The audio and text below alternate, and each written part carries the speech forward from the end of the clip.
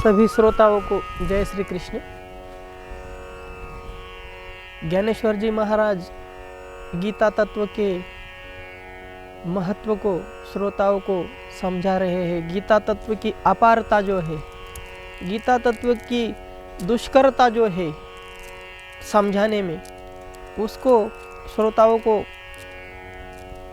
प्रकट कराने के बाद आगे कहते हैं, तरही न्यूनते पुरते अधिकते सरते करुण घेयावे हे तुमते विनवीत से। फिर भी मैं आपसे विनती करता हूँ कि हे संत जनों, हे श्रोताओं, कि यदि मेरी इस टीका में, इस भावार्थ दीपिका में यदि कोई त्रुटि हो जाए तो आप उसे पूरा कर लीजिए। यदि उसमें मुझसे कुछ अतिरिक्त बोला जाए, मर्यादा से भंग करके कुछ शब्द मुझसे अनावधान से कहे जाए, तो आप उनको ग्रहण मत कीजिए। यह मेरी आपसे विनती है। और अब आप कथा पर अवधान दीजिए, क्योंकि आपके ही बुलवाने से मैं बोल रहा हूँ। जैसे कठपुतलियों का जो नाच होता है वह सूत्रधार के अधीन होता है, उस प्रकार आपने ही मुझे अनुग्रहित किया है और मैं साधु संतों का डाकिया हूँ। गीतादि उपनिषदों में, महाभारतादि कथाओं में और पुराणों में साधु संतों ने जो कहा है वही मैं आप तक पहुँचा रहा हूँ। मानो मैं उनका डाकिया हूँ और आपने ही मुझे सजाया है और आपने ही मुझे इस कथा को कहने में प्रेरित किया है।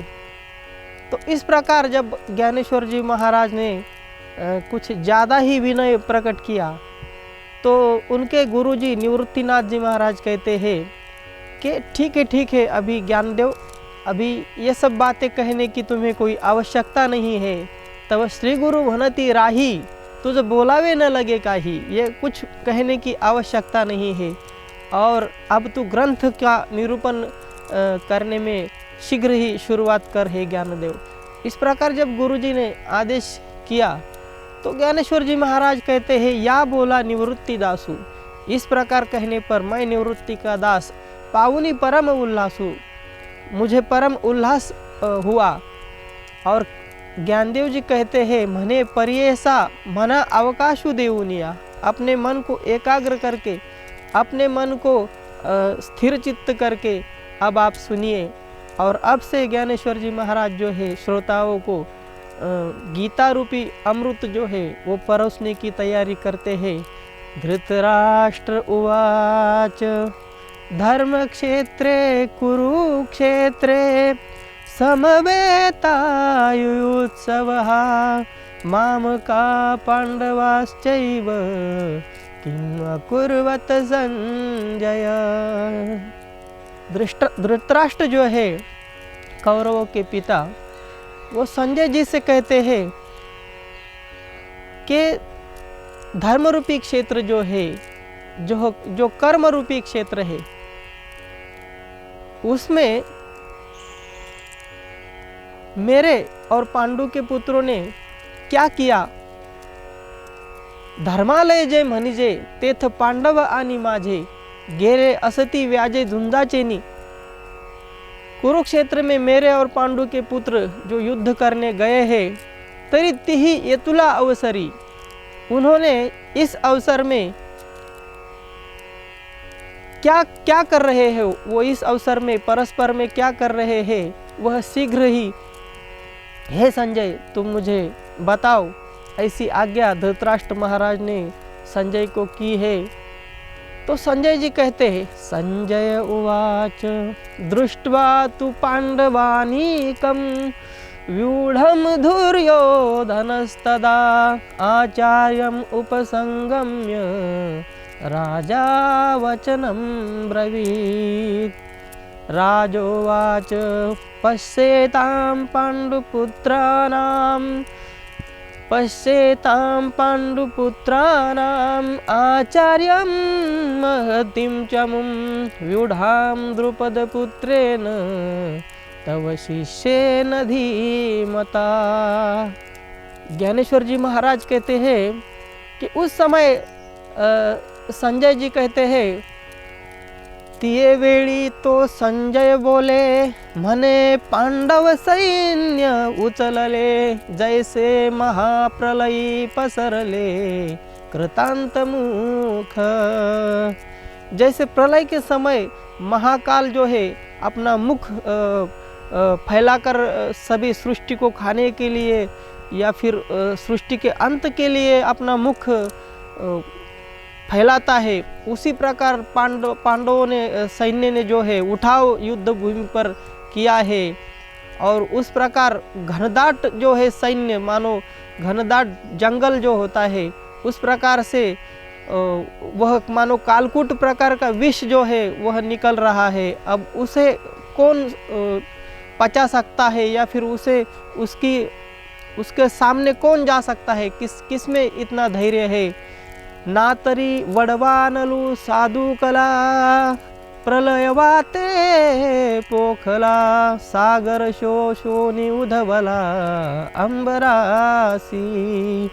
श्रोताओं की उत्कंठा को बढ़ाते हुए पांडव सैन्य का वर्णन ज्ञानेश्वर जी महाराज इस प्रकार से कर रहे हैं कि मानो श्रोताओं के मन पटल पर जैसे बाहुबली मूवी का एनिमेशन आ गया हो और इतना सैन्य जो है वहाँ पर है, इस प्रकार का भाव ज्ञानेश्वर जी महाराज प्रकट कर रहे हैं कि जैसे वड़वानल होता है समुद्र में, वह छोटा होता है, लेकिन जब प्रलय की वायु के कारण जब वह बड़ा हो जाता है और उसका विस्तार हो जाता है तो समुद्र के पानी को वह पूरा सुखा सकता है और फिर आकाश तक चला जाता है। उस प्रकार जो है पांडव सैन्य अति दुर्धर्ष है और नाना प्रकार के व्यूह उसमें रचाए गए हैं और दिखने में वह अत्यंत भयाक्रांत सैन्य दिखाई दे रहा है। और उस सैन्य को देख के दुर्योधन जो है द्रोणाचार्य जी के पास चले गए और उनसे कहते हैं कि हे द्रोणाचार्य जी, कि ये जो पांडव सैन्य है उसे आप देखिए, ये किस प्रकार से व्यूह रचना की गई है। मानो यह चलते हुए गिरिदुर्ग है, मानो चलते फिरते किले हो, इस प्रकार से व्यूह रचना जो है पांडवों ने की है। और आपने ही जिस आपका जो शिष्य है द्रुपद कुमार, उसी ने यह सारा जो है धृष्टद्युम्न व्यूह की रचना उसने की है, कि आपने ही उसको शिक्षा दी है। जो का तुम्ही शिक्षा पिला, विद्या देऊनी कुरुठा केला, और आपने ही उसे विद्या देकर सामर्थ्यशाली बनाया है। और उसने इस प्रकार का मानो सैन्य रूपी सिंह हमारे सामने आकर खड़ा कर दिया है। देखिए द्रोणाचार्य जी, इस प्रकार दुर्योधन जो है द्रोणाचार्य जी के पास जाकर अपनी मनस्थिति को प्रकट करता है। संजय जी धृतराष्ट्र जी से कहते हैं और इस प्रकार के भाव ज्ञानेश्वर जी महाराज ने श्रोताओं के सामने प्रकट किए हैं। तो आज के एपिसोड में कथा यहीं पर हम स्थगित करते हैं और आगे की कथा देखेंगे आगे के एपिसोड में। तब तक जय श्री कृष्ण।